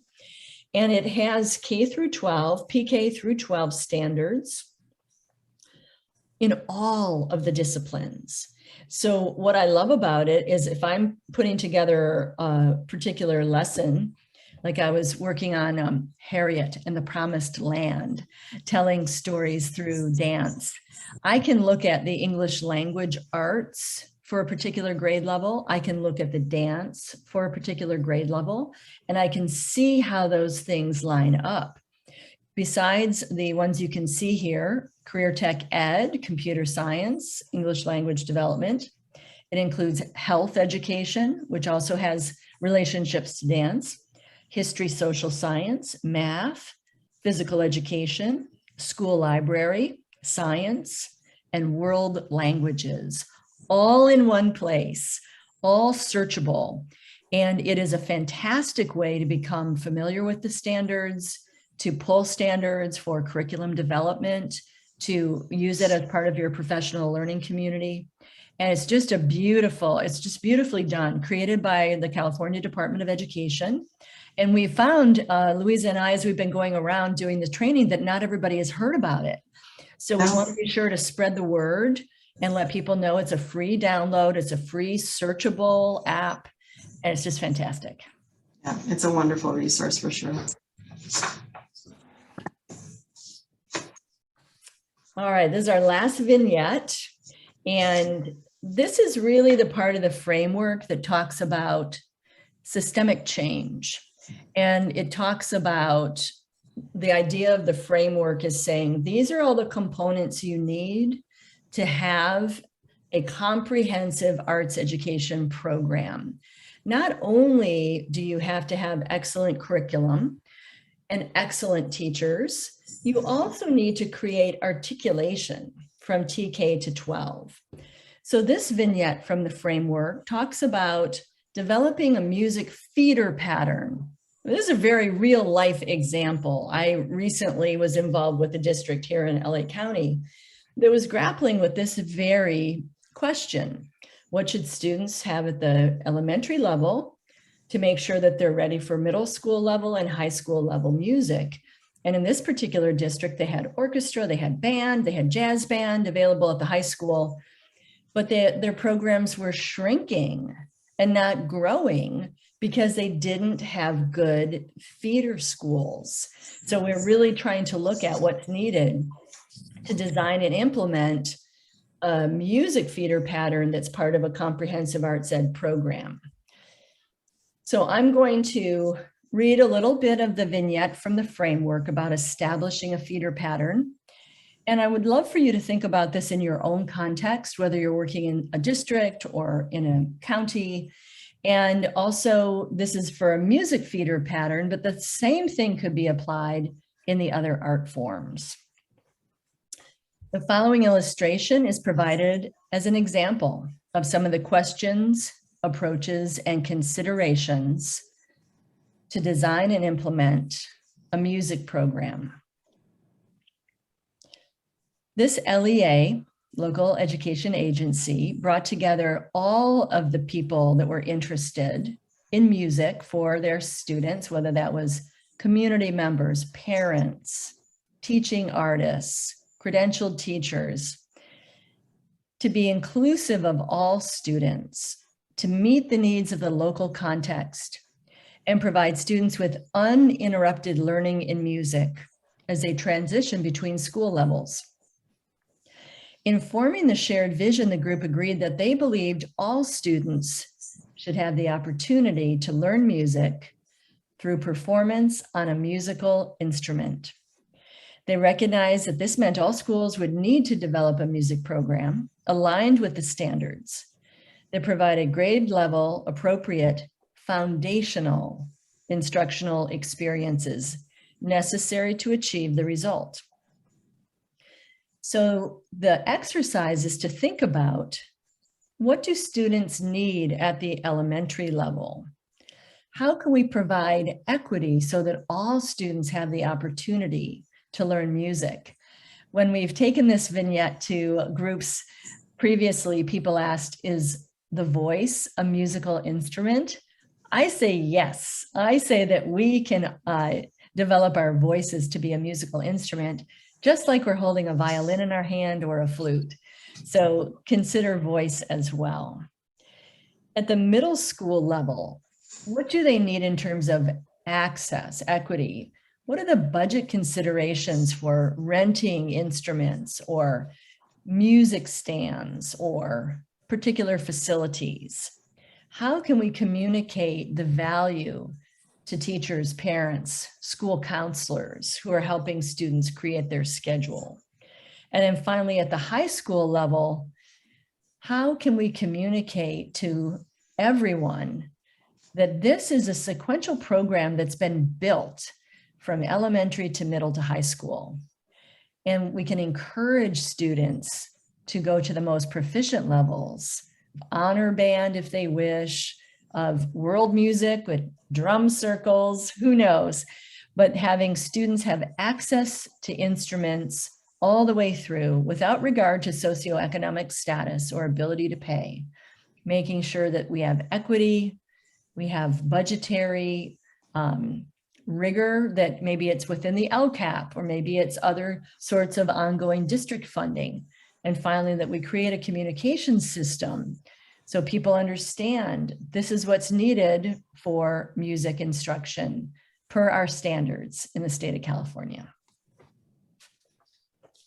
So normally, if we were in the session together, this would be a time to be in groups, or online we've done this in groups. And this is a very meaty exercise because there's so much to be considered. And I think a lot of times when we're in the classroom and we're very devoted to what's happening in our classroom each and every day, we might not be as aware of all the components that it takes to make a successful articulated music program. And so this would normally be in person, probably about a 20-minute exercise with chart paper and groups reporting out.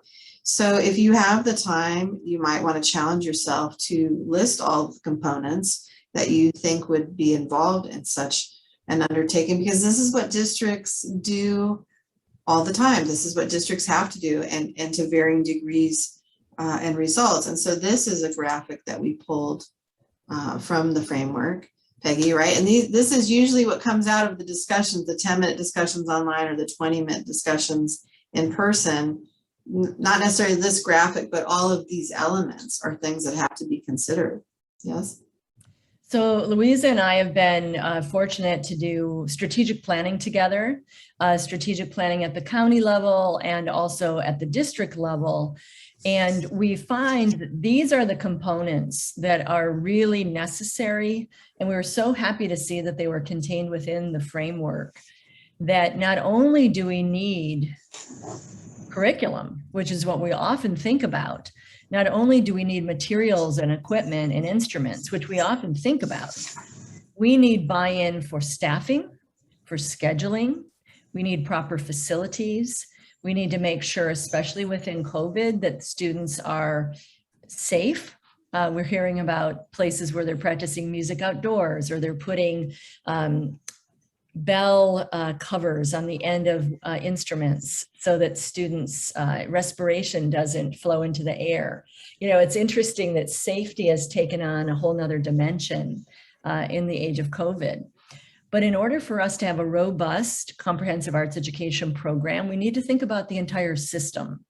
And sometimes when we're in this classroom on a day-to-day basis, I know when I was teaching in high school, teaching dance every day, I was just concerned about getting the kids in and getting them out the door and making sure that they were safe in the classroom and that we had great curriculum and opportunities for performance. But the whole picture and the whole system and how that articulates is so, so important for sustainability over time. And our framework really speaks to that.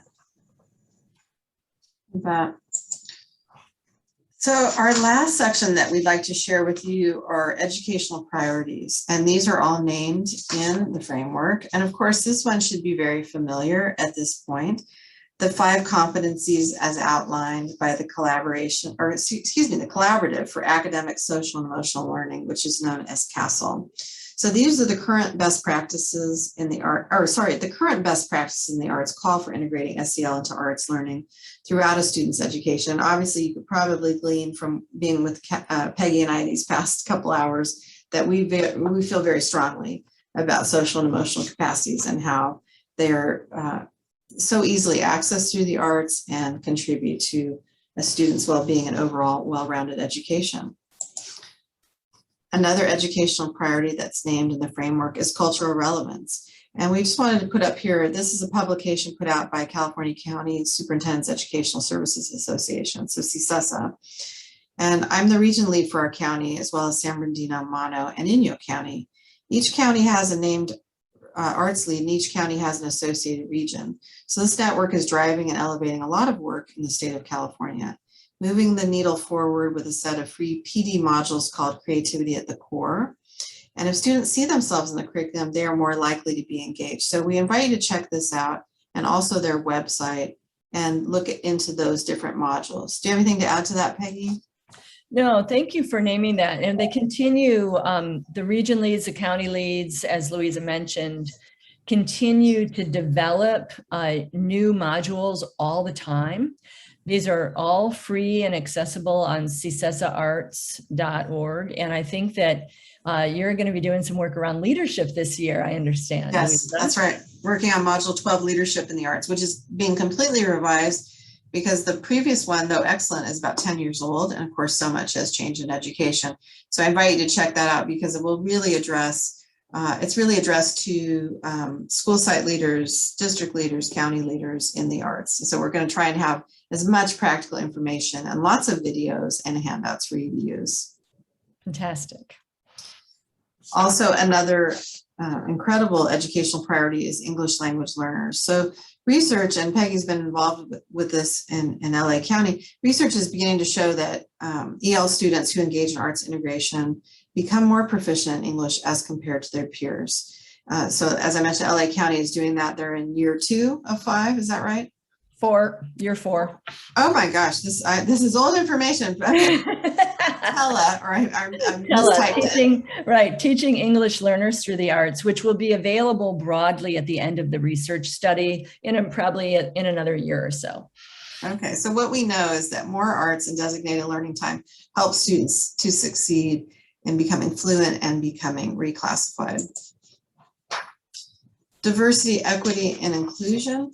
And I have bullet points up there that explain what that is. And it's really important, I think, for us not to be fearful of stepping into this conversation. Step into it, ask when you don't know something, keep it at the forefront, even if it's uncomfortable. So We include special ed, foster youth, LGBT, basically that everyone is valued and belongs. And us doing this has to be intentional. You know, Peggy and I don't have a slide for it, but, you know, cultural appropriation versus appreciation, you know, mindful of that. Honoring, respecting symbology, language, and cultural heritage of particular groups rather than taking something out of context, because we don't want to minimalize or denigrate a culture. But we definitely want to be thinking about diversity, equity, and inclusion in arts education moving forward. I appreciate that you said that, Louisa, because I hear from a lot of colleagues that they're fearful of stepping into this. And I think as long as we see ourselves as learners and we are respectful in the inquiry, if we do say something that's not quite right and we're corrected, we can learn from that. But I don't think we should shy away. I think we need to lean into the conversations and be part of this movement of social justice around access, equity, and diversity, so that we really walk the walk and talk the talk and become really more adept at it year by year. I agree. I think, you know, we do want to get away from being fearful and then not doing anything. And I know, like, we started a series in Riverside, Indigenous Children's Literature and Arts. And the first presentation, I had someone from a tribe in Northern California attending and who was giving me feedback. And I'm like, oh, thank you. I'm so grateful, you know, that we're on the right track. You know, mindful that there's learning to be done, but opening up that conversation to include great children's literature that's Indigenous. And then we also have a spotlight on cultural dance next week, or no, it's this week, on Haka. And we're going to try and incorporate other dance forms that haven't been receiving the level of exposure they could. And so, yeah, in my own mind, there was a little bit of trepidation, but I am not presenting myself as an expert.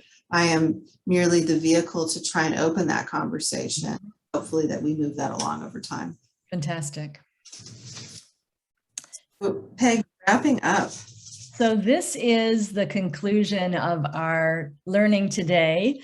Louisa and I, as I hope you could tell, have really enjoyed sharing our hearts and our thoughts with you today. This is so near and dear to our hearts, and we feel that this web of connection across the state of California, that we are reaching out and learning from each other. We are peers among peers. We are always learning and always evolving. But we're interested for you to just take a moment, maybe in a journal or paper to write on, and then also knowing that you maybe have some colored pencils or something else at hand, you can draw or sketch or write. What stood out for you today from our conversations? This was so much fun because Louisa and I, as you can tell, I hope, are so comfortable with each other that, you know, we build ideas off of each other, we spark ideas in each other. And that's what I love about being with colleagues, is that none of us are alone in this. We are connected and we get smarter and stronger together. Can you talk with yourself about how your feelings might have shifted about the framework? We've seen a little bit of resistance from people who are like, oh, another framework, another set of standards. How has this opened your mind or your heart to your feeling about the framework or about the standards, and what that can really do to create connection in your own environment, your school site, your district, or your county? So in conclusion, I definitely want to invite you to contact us. If you have questions or follow-up. As I had mentioned at the top of the session, this isn't a one and done. It's not something that can be learned in just, you know, one pass through. It's something that evolves over time, as it has for us. We took it on at the beginning of the summer. We did a lot of reading. Each of the chapters that we processed for the presentation was like 100 pages long. So it's like 400 pages of material. And the very best bits and the most important ideas are what we put forth today. We invite you to share this presentation with others. Maybe it's something that you want to do at your school or with your group of VAPA teachers. And for that, you can certainly reach out to me at my email to see about scheduling that. But we hope this is helpful to you. We hope that you use it going forward. And we celebrate you as arts educators and thank you for spending 2 hours with us learning about demystifying the framework. Thank you. You.